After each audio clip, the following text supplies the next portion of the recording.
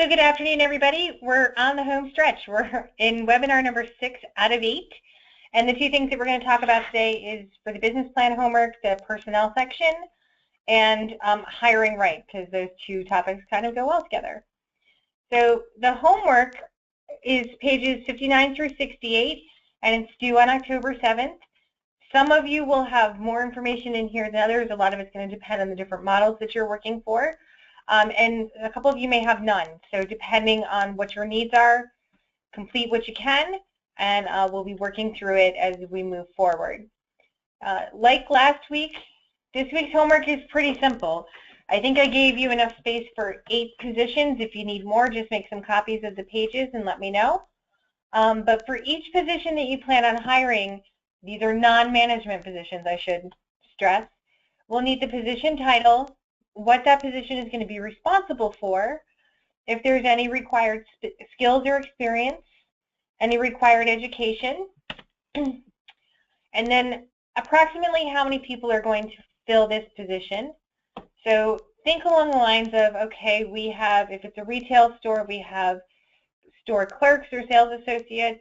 There are 3 of them. They work part-time, approximately 20 hours a week.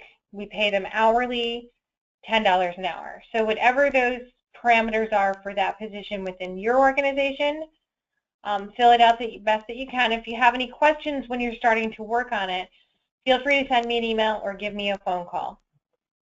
So like I said, we gave you enough space to do 8 of those.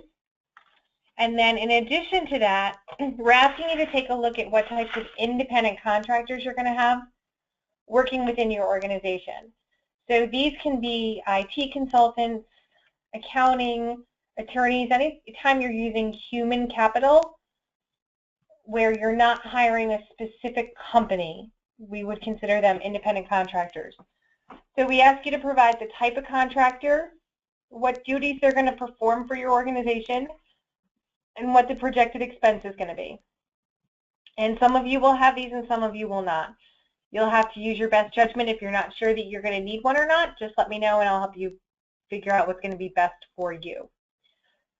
So that's this week's homework. Pretty simple, pretty self-explanatory. Fortunately, I'm not going to bore a lot of your time with that one.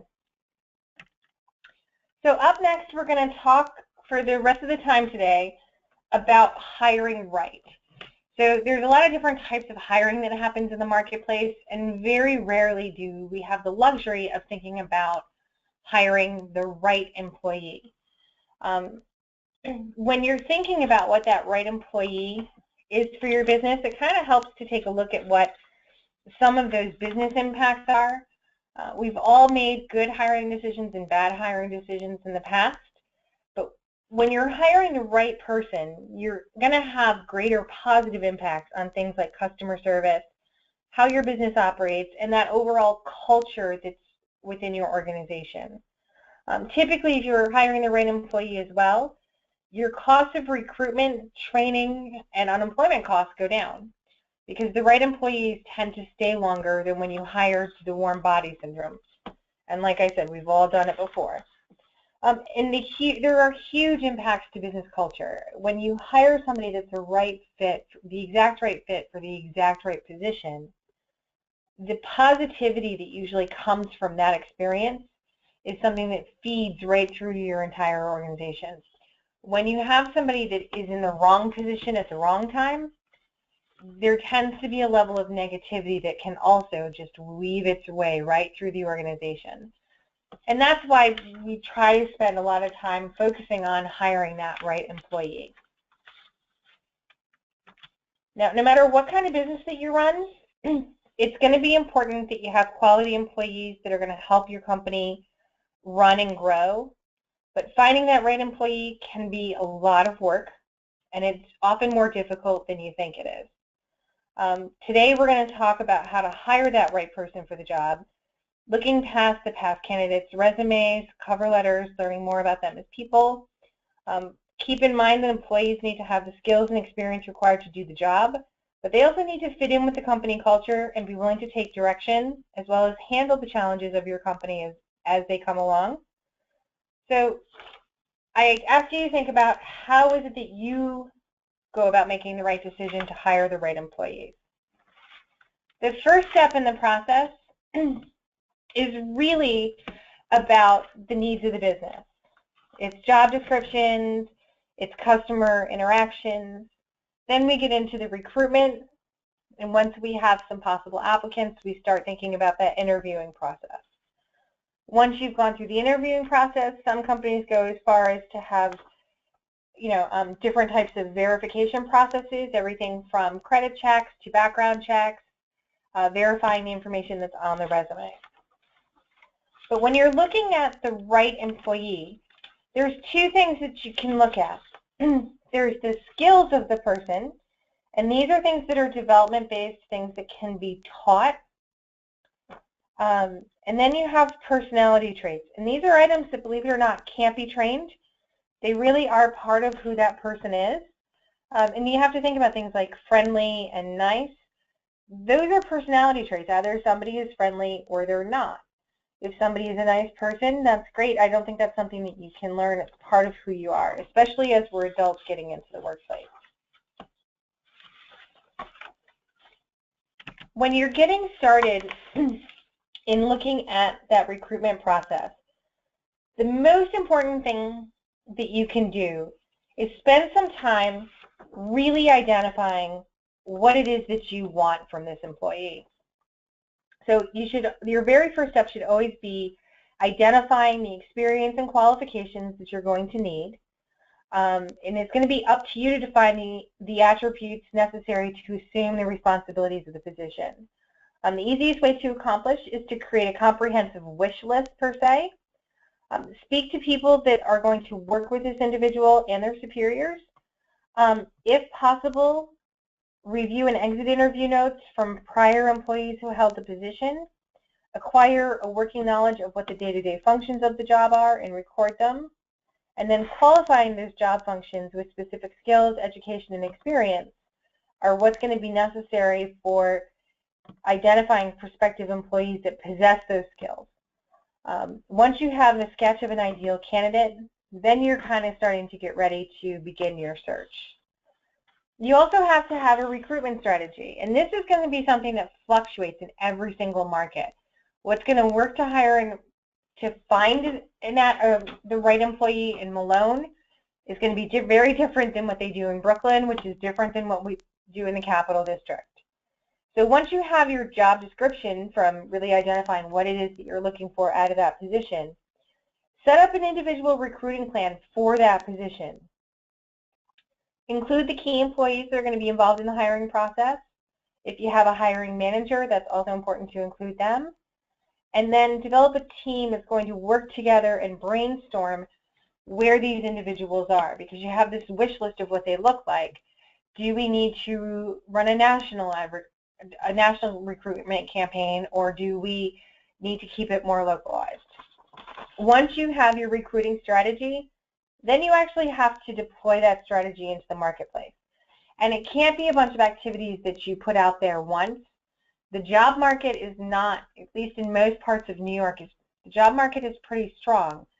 So if you're looking to entice somebody away from another position, there needs to be repetitive notices. So whether you're recruiting on Craigslist with, a post 2 or 3 times a day, you're utilizing Monster or one of the other classified online services, printing things in the paper, it needs to be more than once in order to have the impact that you're hoping to get.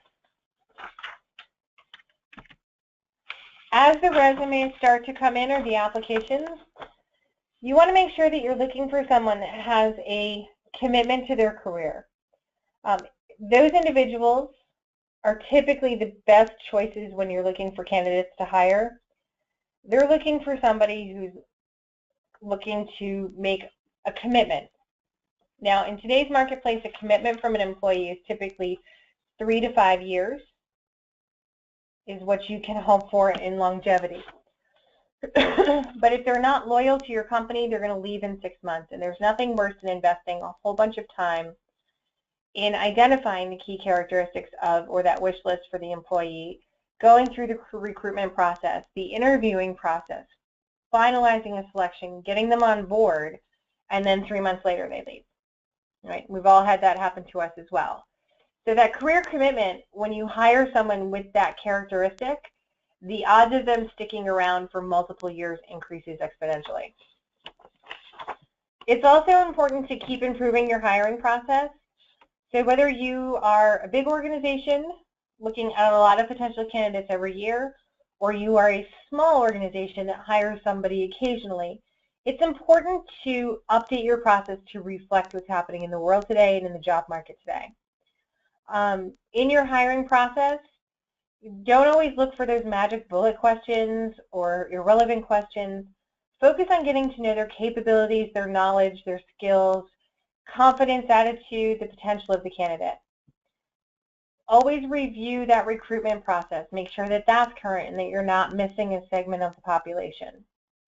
And we also recommend that you actually have a checklist of things that need to be done in hiring an employee so that it becomes the same for everyone and it kind of establishes a benchmark of this is what we're going to do. And a checklist kind of requires us to do it all and not forget. And that can be everything from your recruitment and actual hiring process to what happens once they join your team. Once you have your recruitment strategy, you need to think about where you're going to be advertising. Advertising online has become one of the most proven ways to attract candidates. However, if you're going to utilize that, make sure that your advertising communicates the benefits of the position in your organization. It helps to stress opportunity, growth potential, and other facets of the job that will appeal to a candidate in that targeted wish list. Be creative and use public relations as part of an ongoing comprehensive recruitment campaign.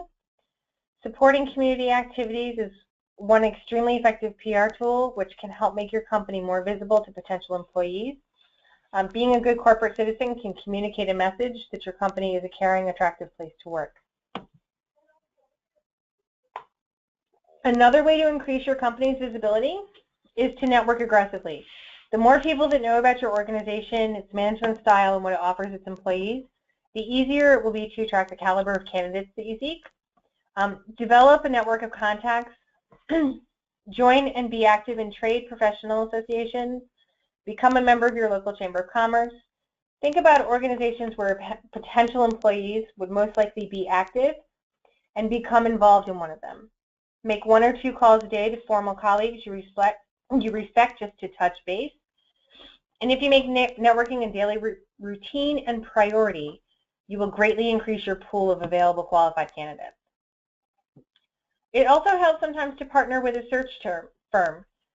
The nature of the staffing industry is to continuously network with prospects, clients, and candidates, offering services and suggestions. But because staffing services are in the business of matching candidates and companies, their relationships are usually built on an in-depth basis, and they tend to be ongoing. Search professionals, therefore, have a continuous resource of qualified candidates, and it can streamline the process for you quite a bit. Don't forget about social media. LinkedIn has become a great resource for posting jobs and finding qualified candidates. Sometimes other social medias work well, but when you're looking to hire professionals, typically LinkedIn is the one to go. And when it comes to looking for that needle in the haystack, fortunately, most employers have learned not to rely solely on the information contained in mountains of resumes they receive. Instead, they have a battery of tests, sometimes psychological and skill-oriented, that can be administrated before an in-depth interview takes place. Similar to those tests conducted by staffing specialists, the examinations that have been developed can be demanding, but evaluating candidate skills does not have to be a test of your endurance as well. Using lists already compiled as functional prerequisites, assign a value to the experience, education, or qualifications each candidate brings to the job, and that way you can use a point system instead of some other factors that you don't realize that you're bringing to the table in the interview process. When you finally get all of those applications and resumes in, the first step in the process is to actually review those applications and their credentials carefully. In reviewing resumes, cover letters, and job applications, starts with a well-written job description. If you put out into the marketplace a bulleted list of those most desired characteristics that you're looking for in the position, the truly qualified candidates will have them in their resume and or their cover letters. Since you're going to be spending your time with the most qualified candidates when hiring, that's what you're going to be looking for. It also helps to pre-screen your candidates. The most important reason to do this is that when you're hiring an employee is to save the interviewing and selection committee some time. So while a candidate may look good on paper, a pre-screening interview will tell you if their qualifications are truly a fit with your job. And these pre-screening interviews can be done either via Skype, telephone. It's not something where people have to come in. You can predetermine whether or not their salary expectations meet in lines with what the job pays. And you will find evidence, positive or negative, whether or not they're going to be a good fit with your organization. It also helps to check the social media profiles of the applicants. Most employers are going towards these social media accounts, and don't just think Facebook. There's Instagram, Pinterest. I think we went through them all last week. To see what this person is posting online about themselves, their current employer, their life situation. How a person behaves on social media is going to be a good indication as to whether or not what kind of person they are, as well as how they may or may not fit into your organization. Once you've narrowed your list down a little bit, it's time to get on with the interviewing process. And in that interviewing process, ideal employees are a combination of really two things: the technical skills and key personality traits. The technical skills are things that you can measure, quantify, qualify based on education skills, prior experience. The personality traits are a little bit harder to identify, but they can be just as important. If somebody needs to be patient in order to do their job well in your organization, that's more of a personality trait, and it's not something that you're going to be able to teach them, but it could be critical to their ongoing success. So make sure that your process is going to identify not just the technical skills, but those key personality touch points that are going to make it possible for you to be successful in hiring the right person. You want to make sure that you have the skill set as an interviewer or in the hiring process to excel at interviewing. The in-person interview is typically the meat of your hiring process. This is where you'll separate the contenders from the pretenders and come to your ultimate hiring decision. I have a bunch of tips for you, as well as suggestions to help you excel in this. First and foremost, that first impressions are a two-way street. If you expect them to be on time, you be on time. It's simply polite. Be sure the area in which the interview is taking place has a neat professional appearance. Remember, the impression that you make is just as important as the way in which you perceive the candidate. Do not take a bad day into the interview with you. Your attitude creates a perception, whether good or bad. Make arrangements not to be interrupted. This is an investment in the future of your organization. They deserve your undivided attention. Make sure that you're cordial right from the beginning. This time, if you really want to find out what a candidate has to offer, make them feel welcome and the interview more conversational than strictly a question and answer session. Make sure you're getting the responses that you need. When you only ask questions that yield yes or no answers, you're not going to learn what you need to know about the person, either from a technical standpoint or from a personality standpoint. Be sure to ask questions in an open-ended fashion and create scenarios that elicit thought by the applicant. This type of probing will uncover the data that is most relevant to your search. Be aware of the job requirements. Hopefully you have your wish list that you've already compiled before doing the search, and refer to it during the interview process so that you can continually direct the conversation towards the evaluations of these specific skill sets and personality traits. Make sure you take detailed notes of each candidate's responses, and these notes will help define one candidate from another in the final decision process. When you're including the job requirements into the interview process, It also helps to have what's called a standardized interview. And this is an interview where every single applicant is asked the same exact questions in the same exact order. In doing so, you're comparing apples to apples and oranges to oranges so that you can get a better idea of where they fit in the pack. It also helps to delve into their past performance. The best indicator of how an individual will perform is how they have performed in previous jobs. If as a candidate they can demonstrate past success, odds are they will be successful in the future. Envision the future working relationship with your candidates. If they can successfully provide proof of their ability to assume your open position, you still need to investigate their willingness to get the job done and their manageability once on the job. Explore personality and organizational traits to illustrate their approach to specific tasks, probe past relationships with supervisors and subordinates. This portion of the interview can become uncomfortable, but it's absolutely necessary to avoid potential trouble. And don't always take their word for it. Watch their body language. Very rarely is somebody going to say something negative about a current employer, but their body language will tell you if they're unhappy. It also helps to sell your company to contenders.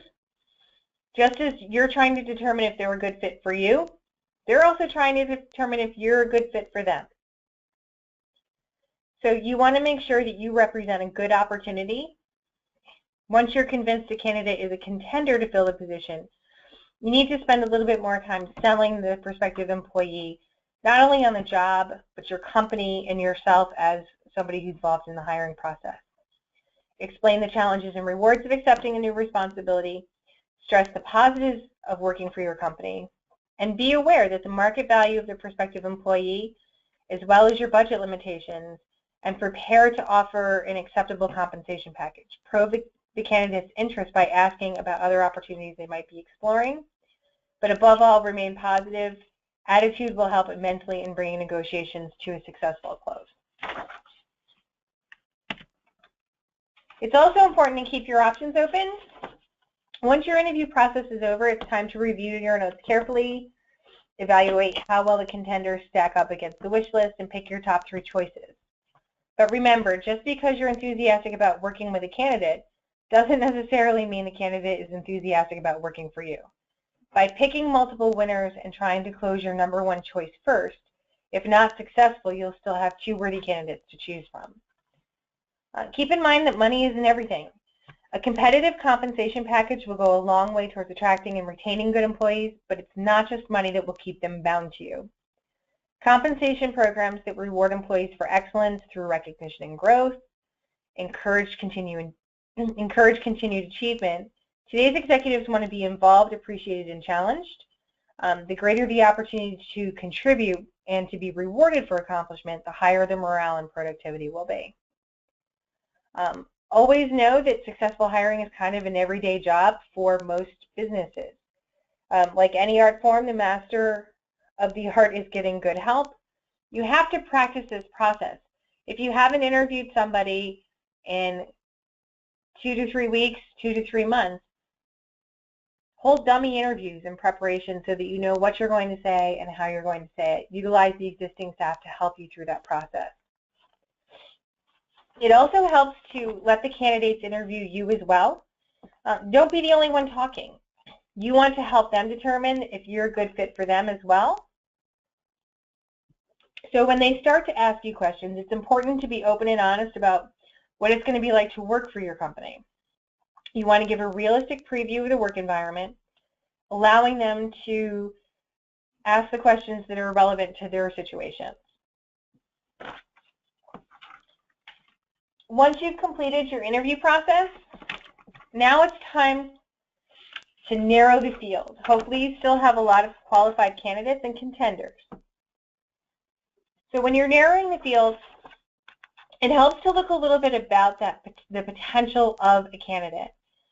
Nothing is more important in a new hire than that personality piece. And although having the right skill set may seem essential, the fact is that skills can be acquired, but personalities cannot.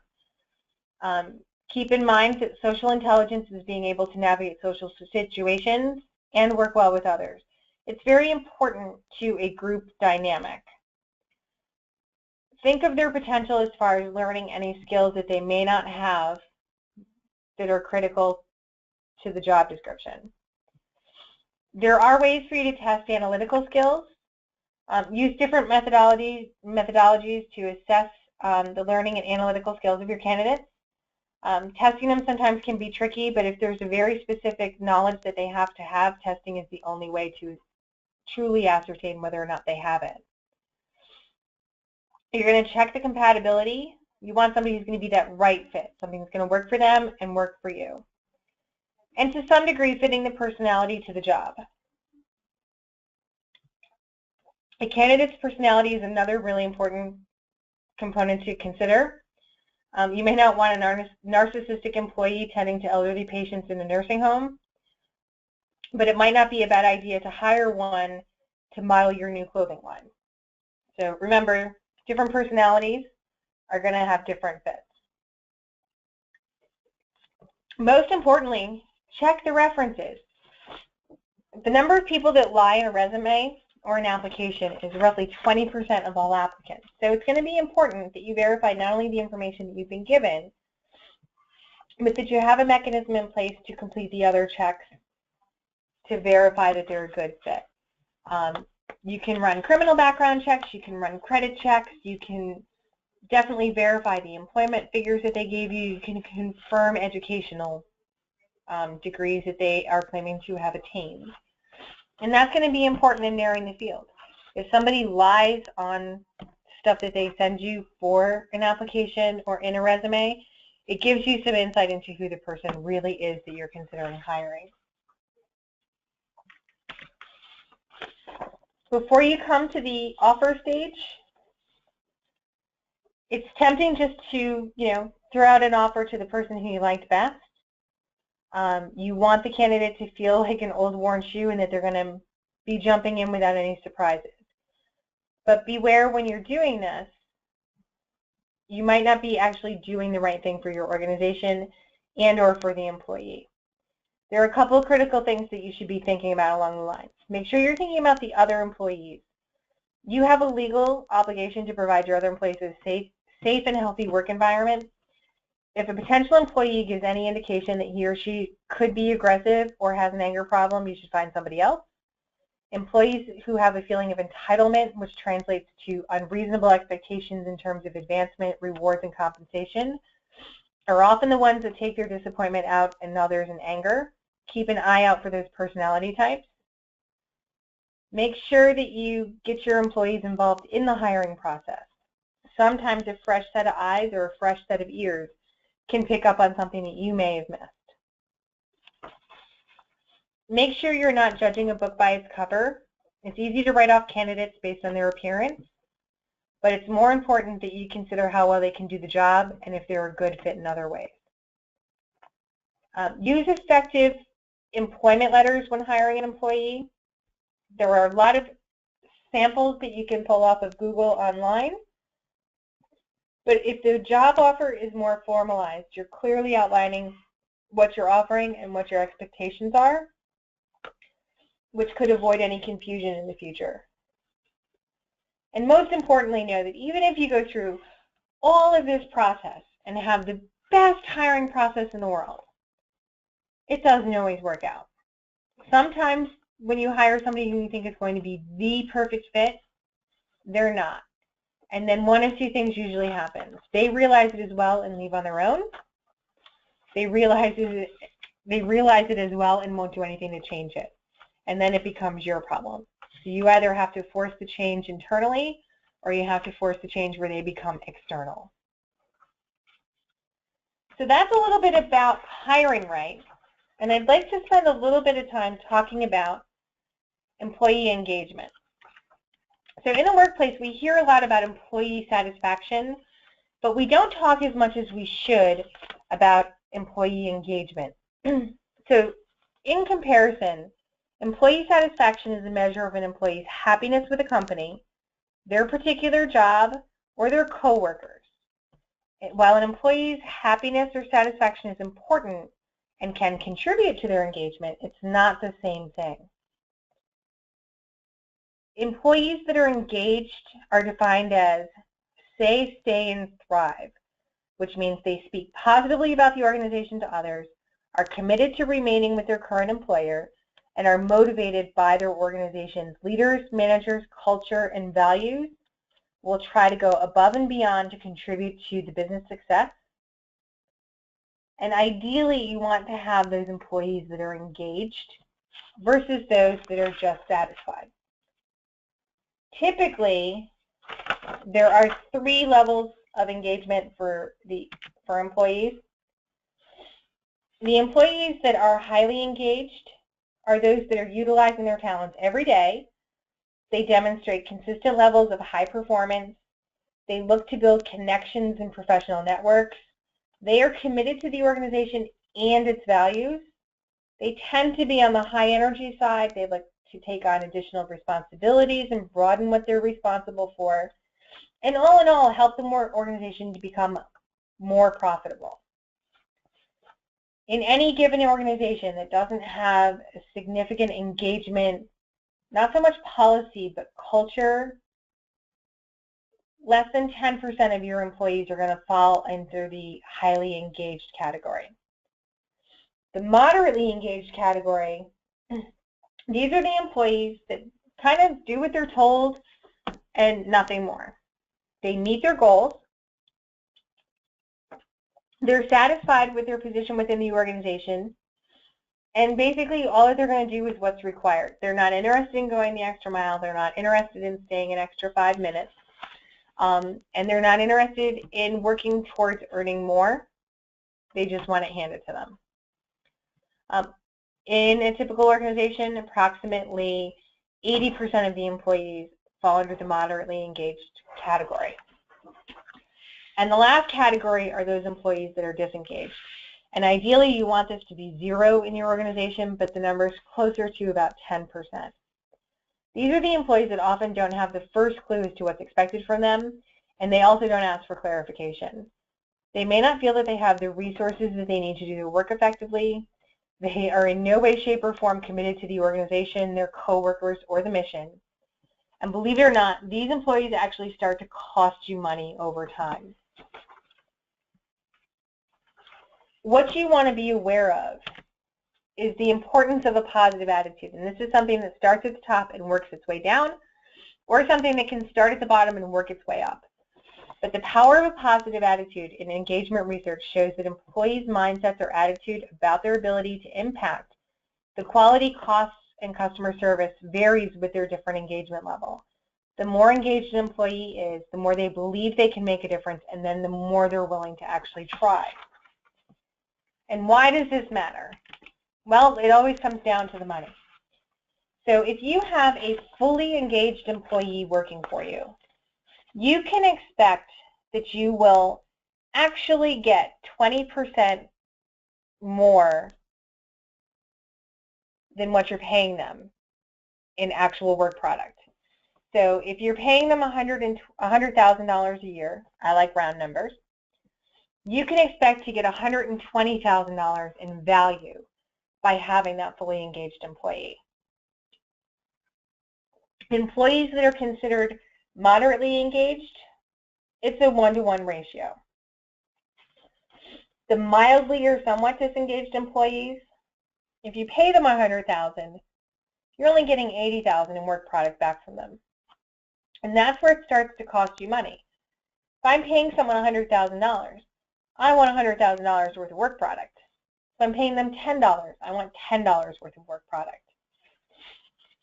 And the employees that cost you the most money are those fully disengaged employees. In addition to only getting $60,000 for every $100,000 spent, these are also the employees that can turn the culture of your organization. They tend to be highly negative, and negativity is contagious, and it can bring employees that were fully engaged down on the spectrum. So you would like to avoid those as much as possible. So how do you go about improving employee engagement? So believe it or not, these things all kind of work together, but there are some steps that you can do to improve it. So first and foremost, it starts with manager training. If your managers are fully engaged and understand the importance of full engagement of their employees, they're more likely to work towards that process. One of the best ways to convert somebody from disengaged to engaged or from engaged to fully engaged is through a coaching process. Instead of looking at mistakes employees that they make as horrible things, check marks against them, reasons why they shouldn't be there, managers that are looking to have engaged employees will look at those things as teachable or coachable moments. And by treating an employee and giving them teachable and coaching moments instead of yelling at them or getting them quote unquote in trouble, that's how they start to have a much better understanding of what's actually expected of them. The behaviors and skills have been modeled. And then it's something that they can start to feel good about and spin that level of engagement. It's also important that people have empowerment training. If you have employees that are supposed to be responsible for things, then make sure that they know what they're empowered to do about those things. And again, that's training that comes down from management, but management has to be trained in how to do that as well. And it also helps to pay for performance. If they know that they work harder, they do better, they have results, if that's going to translate to them personally on a financial basis, they're much more likely to become engaged. You have to make sure that the service-based culture in your organization starts at the top. Service and engagement are not things that you can put lip service to. The ownership has to walk the walk and talk the talk. They have to make sure that they teach the management what they need to know. Management then also has to walk the walk and talk the talk. And then they have to teach the employees what they need to know so that they can walk the walk and talk the talk. If it's just lip service, it's not going anywhere. And we've all been through those corporate programs that are just, everybody puts lip service to it, 30 days later it goes away. Employee engagement is not something that should ever have lip service to it or should ever go by the wayside. Keep in mind the behaviors that you deliver are the behaviors that are going to be mimicked. So if you want to make sure that your employees treat each other and customers well, don't yell at them. If you don't want your employees to yell at customers, don't you do it. If you expect them to be alert and happy, no sleeping behind your desk, although I don't know many people that actually get that done, don't point fingers unless you expect people to point their fingers at you. And most importantly, don't gossip. Gossip can be the #1 negative impact in an engagement strategy for an organization, because if you don't feel safe in your environment, if you think people are talking about you constantly, you're not going to want to be there. You also have to communicate what your thoughts on engagement are to your employees. Why it's important to you as an organization, why it's important to you as a manager. You have to model what this is going to look like and then demonstrate to them how they're going to deliver it. And again, it comes back to those teachable moments and those coaching moments. When employees make mistakes or they don't do things the exact way that you wanted them to, the only way you're going to get a different result, especially a result that's more positive and in the direction that you want, is to teach them through it, coach them through it. Yelling at them, writing them up, doing those things isn't going to change anything if they've never been through that teaching and coaching process. Now, I'm not saying that you'll never write people up, and I'm not saying people will never get fired if you have engaged employees, but the process becomes a little bit longer because you want to make sure that you're giving them all of the tools and resources that they need to be successful. It's also important that you encourage responsibility. This is one of my favorite little cartoons. How you react to employee failures is going to determine the level of responsibility that they're willing to take for it. If they say, hey, I made a mistake, and it's followed by, a whole bunch of yelling and stress and bad things, the employee is less likely to tell you about it. If it's followed by coachable and teaching moments, they're much more likely to say, you know, I know this didn't go the way it was supposed to. Can I walk you through the scenario, and can you help me figure out a better way that I could have handled it? Is much more likely than if you yell and scream. So having a positive, teachable, coachable component will actually encourage your employees to take responsibilities for those failures and identify them when they're happening. It's also important to take a look at your policies. You know, are they really in tune towards employee engagement and customer service? If they're not, then the employees can never become fully engaged. Because if your policy is one written down, but in practice something different, then you've got an apple that's an orange. And you need to make sure that your policies are consistent throughout the organization. Flexibility where there needs to be, strictness where there needs to be. And remember, it's important to hire for your culture. If you're factoring employee engagement into your hiring decisions, there are key personality traits and elements that need to be included in that process. Some of them include friendliness, compassion, patience, attentiveness, calming presence, persuasion, tenacity, and of course a willingness to learn. So those are my thoughts on hiring right and employee engagement.